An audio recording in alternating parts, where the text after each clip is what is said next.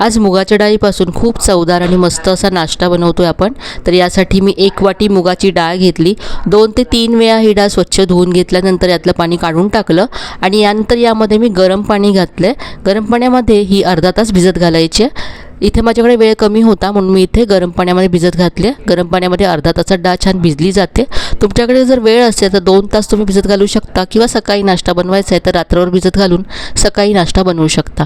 आता इथे मी 1 वाटी रवा घेतला आहे। इथे जाड रवा घ्यायचा आहे। यामध्ये अर्धी वाटी दही घालायचं आहे आणि दह्याच्याच वाटीमध्ये इथे मी अर्धी वाटी पाणी यामध्ये सुरुवातीला घातलं आहे। लागेल तसं आणखी यामध्ये पण पाणी घालू। सगळं मिक्स करायचं आहे, सगळ्या गुठळ्या काढून घ्यायच्यात। इथे मला अजूनही घट्ट वाटतंय तर यामध्ये मी आणखी अर्धी वाटी पाणी घातलंय। रवासुद्धा भिजत बाजूला ठेवून द्यायचा आहे। अर्धा तासामध्ये डाळ छान भिजली गेली आहे, रवासुद्धा फुलला आहे। आता आपल्याला हे वाटून घ्यायचे।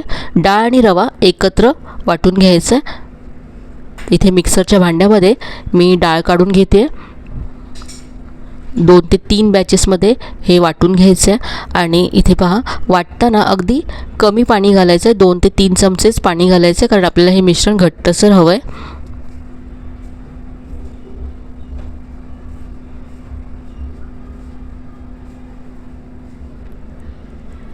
तर सगळी डाळ आणि रवा इथे मी वाटून घेतलं। अगदी बारीक असं वाटून घ्यायचं आहे आणि हे पहा असं आहे, इतकं हे घट्टसर हवं आहे आपल्याला। यामध्ये आता बारीक चिरलेला कांदा घातला आहे। यानंतर टोमॅटो घातला आणि बारीक चिरलेली कोथिंबीर घातली। याबरोबरच तुम्ही यामध्ये भाज्या घालू शकता, जसं शिमला मिरची घालू शकता बारीक चिरून, गाजर किसून घालू शकता, स्वीटकॉर्नचे दाणे किंवा कोबी घालू शकता। चवीप्रमाणे यामध्ये मी मीठ घातलं आहे। सगळं मिक्स करायचं आहे।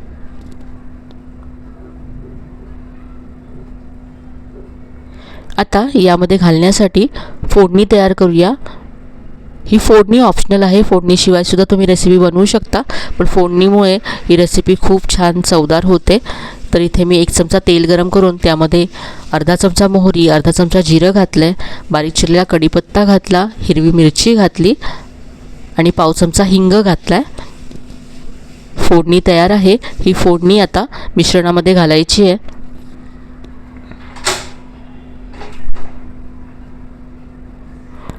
मिक्स करायचं आहे सगळं।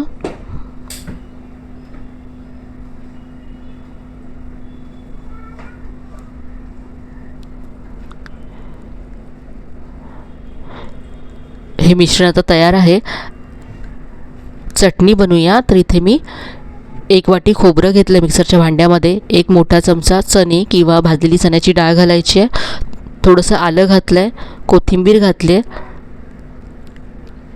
यानंतर यामध्ये 2 हिरव्या मिरच्या घातल्यात, चवीप्रमाणे मीठ घातलं आहे आणि थोडीशी चिंच घातली आंबटपणासाठी। तुम्ही दही किंवा लिंबाचा रससुद्धा घालू शकता। थोडंसं पाणी घालून ही चटणी वाटून घेतली आहे। चटणी इथे बाउलमध्ये काढून घेतली आहे। मिक्सरच्या भांड्यामध्ये थोडंसं पाणी घालून ते सुद्धा काढून घेतलं आहे यामध्ये। आता चटणीवर घालण्यासाठी इथे फोडणी तयार करते। 1 चमचा तेल गरम करून त्यामध्ये पाव चमचा मोहरी, कढीपत्ता आणि 1 लाल मिरची घातली। तयार केली फोडणी चटणीवरती घालायची। तर ही मस्त अशी आपली खोबऱ्याची चटणी तयार झाली आहे। आपण जो नाश्ता बनवतोय त्याबरोबर ही चटणी खूपच मस्त लागते।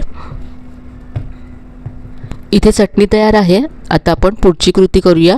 तर हे जे मिश्रण आपण तयार करून ठेवलं होतं त्यामध्ये पाव चमचा बेकिंग सोडा घालायचा आहे किंवा तुम्ही अर्धा चमचा इनो फ्रूट सॉल्टसुद्धा घालू शकता किंवा तुम्ही इनो किंवा सोडा न घालता सुद्धा ही रेसिपी बनवू शकता। फक्त आपला नाश्ता थोडासा हलका होण्यासाठी इथे मी सोडा घातला आहे। सोडा मिक्स करून घेतला। आता याचे आपण अप्पे बनवणार आहोत। तर इथे मी अप्पे पॅन गॅसवरती गरम करत ठेवला होता आणि यामध्ये तेल घातलं आहे। आता यामध्ये तयार मिश्रण घालायचं आहे।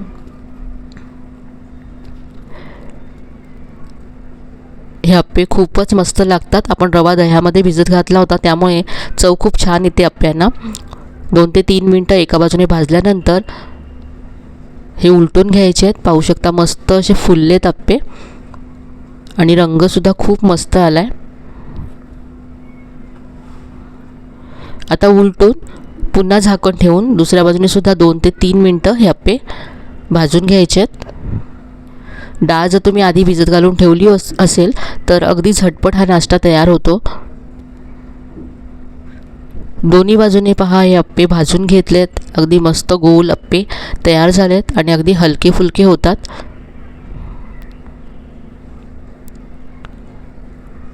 इथे मी सगळे अप्पे काढून घेतलेत आणि उरलेल्या मिश्रणाचे सुद्धा अप्पे इथे तयार करून घेतलेत.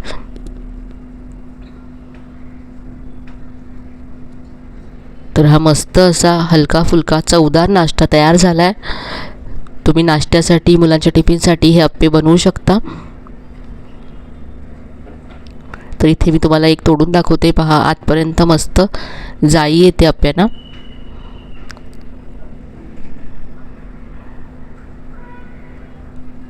तर आजची ही रेसिपी तुम्हाला नक्कीच आवडली असेल. रेसिपी कशी वाटली कमेंटमध्ये कळवायला विसरू नका. रेसिपी आवडली असेल तर व्हिडिओला लाईक करा, शेअर करा.